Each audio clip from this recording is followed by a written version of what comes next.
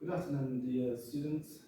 Today we are going to talk about autocorrelation function and its impact to the regression equation. Autocorrelation is regarded as one of the major problems of regression. To talk about autocorrelation. Let's start. Hello guys, today we are discussing about autocorrelation. Autocorrelation occurs when the error terms, in a region model are correlated with each other across observation. And so according to OLC assumptions, a residual must be uncorrelated. And so autocorrelationing aytadigan bo'lsak, haqida gapiradigan bo'lsak, autokorrelatsiya regressiya modulida qoldiq, ya'ni qoldiqlar xatolari hamda o'rtasida o'zaro bog'liqlik mavjud bo'lgan holat hisoblanadi. Bunda OLC, ya'ni eng kichik kvadratlar usuli taxminiga ko'ra qoldiqlar bir-biriga bog'liq bo'lishi kerak bo'ladi. And we have four tests. The first Durbin-Watson tests, and so brochure Godfrey, and so huge box tests. Bizda autokorrelatsiyada 3 ta test bor. Durbin-Watson testi, Godfrey testi hamda Luchbox testi mavjud. And we can find how can I find about autocorrelation graphical method. And so we can say about autocorrelation three types.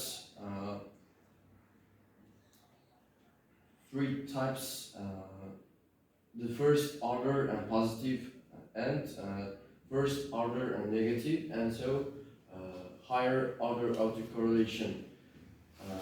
Bunda autokorrelatsiyada birinchi tartibli ijobiy autokorrelatsiya. Bunda qoldiqlar ketma-ket bir xil ishorali bo'ladi. Bu pi katta noldan bo'ladi. Ikkinchisi esa birinchi tartibli salbiy autokorrelatsiya bo'ladi. Bunda qoldiqlar navbatma-navbat ishorasi o'zgaradi. Bunda pi noldan kichik bo'ladi, ya'ni manfiy qiymatlarni oladi. Keyin yuqori tartibli autokorrelatsiya, bunda bir nechta natijalari uchun korrelatsiya hisoblanadi. Endi the most common method of detect first order autocorrelation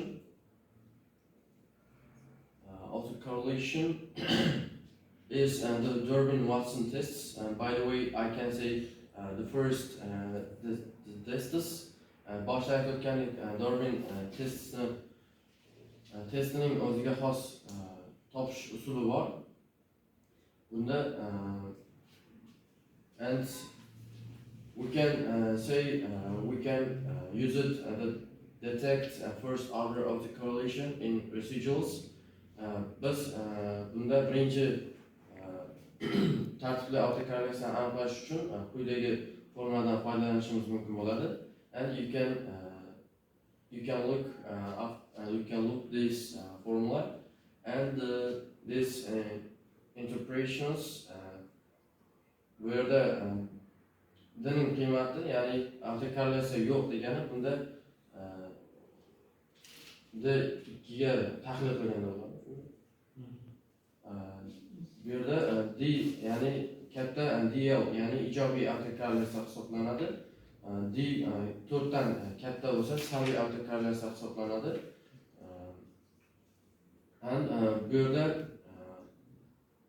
birinchi tartibli autokorrelatsiya o'sha d qiymati 4 va 0 va 4 oralig'ida bo'ladi. Bu yerda 0 hamda 4 qiymatini o'zini ichiga oladi. And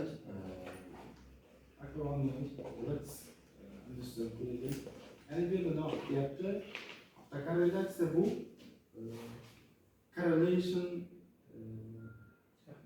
correlation middle residuals. Correlation ya'ni qoldiqlar, vaqtli xatolarda kuzatiladigan narsalar, qoldiqlar bir-biri bilan bog'lanadi. Birinchi darajali qoldiq tekshirishi degan, ya'ni birinchi qoldiq ikkinchi qoldiq bilan bog'langan, ikkinchi qoldiq uchinchi qoldiq bilan bog'langan degan narsani aytyaptilar. Ya'ni biz bu qanday muammo? Vaqtli xatolarning qoldiqlari ham bir-biri bilan bog'lanib ketsa, u yerda ham muammo bo'ladi degan. Biz regressiyani testlarining ishida Darwin-Watson testini aytib yetib oldik. Bu yerda ustini aytib o'tib kerak, avtokorrelyatsiyani test etmoqda, Darwin-Watson testi kerak. Ya'ni siz regressiyaning tenglanmasini topganingizdan keyin u yerdagi qoldiqlarning korrelyatsiyasini ham tahlil qilishingiz kerak. Aks holda sizning qiladigan prediktlaringiz, bashoratlaringiz haqiqiy chiqmasligi ehtimoli mavjud degan. Endi Darwin-Watson kriteriyasida aytdi, 2 dan 1 dan 4 gacha bo'lgan sonlar sifatida 2 ning o'zi bo'lishi bu Darwin-Watsonda baravar 2 bo'lishi bu yaxshi narsa, rezultat deganini bildiradi. Agar 2 dan katta bo'lsa, unda muammo bor, 2 dan kichik bo'lsa, unda u yerda muammo bor deb hisoblanadi. And I can move on about autocorrelation. By the way, I said about graphical and formal tests, and I can say detect methods, graphical and formal tests. To detect autocorrelation, we can start. We can just a moment.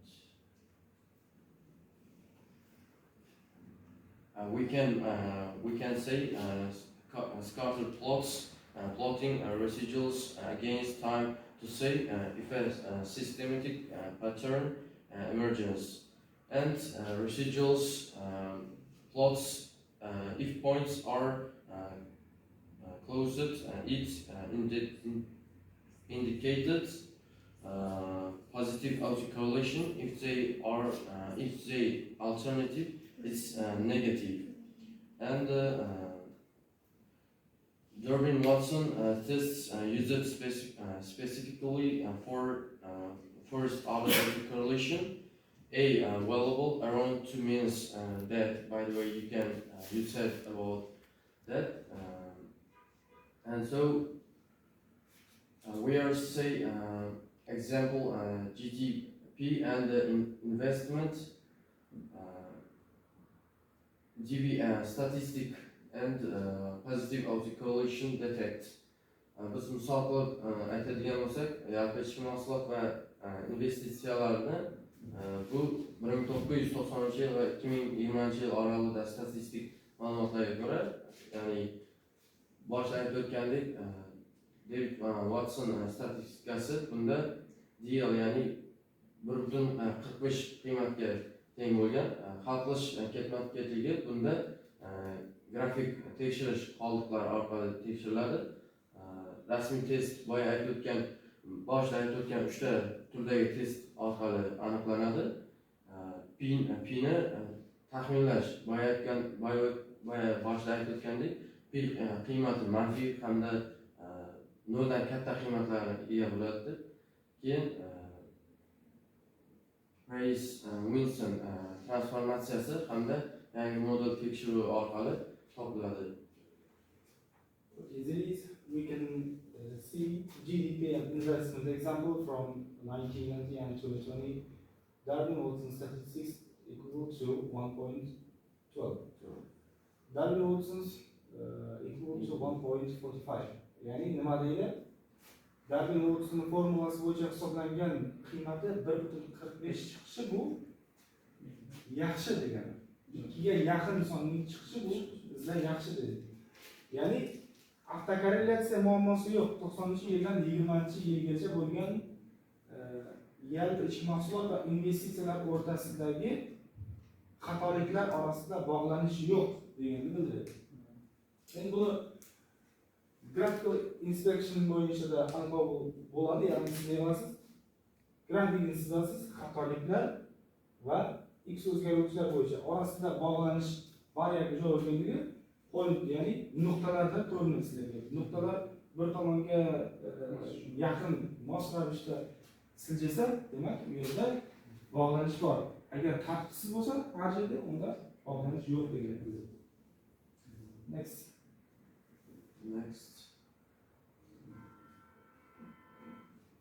Autocorrelation violates OLC assumptions and leads to incorrect inferences.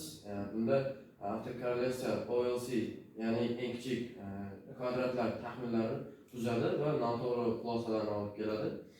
And DV, ya'ni broad search, Godfrey and Luch box tests are used for detection. Bunda uni aniqlash uchun boshda aytib o'tgan 3 ta test orqali qo'llaniladi hamda aniqlanadi. Remedies include GLC, Cochrane Acrot, Price Winson and Hack standard errors. Hal qilish uchun usullardan foydalangan bo'lsak, GLC hamda Cochrane Acrot hamda Price Winson hamda Hack standard xatolar bo'yicha aniqlanadi. And for time series data, ARIMA modeling is an effective alternative. Vaqt xatolari uchun ARIMA modeli samarali hamda alternativ hisoblanadi. And this is my presentation. Thank you for attention. Thank you for your presentation.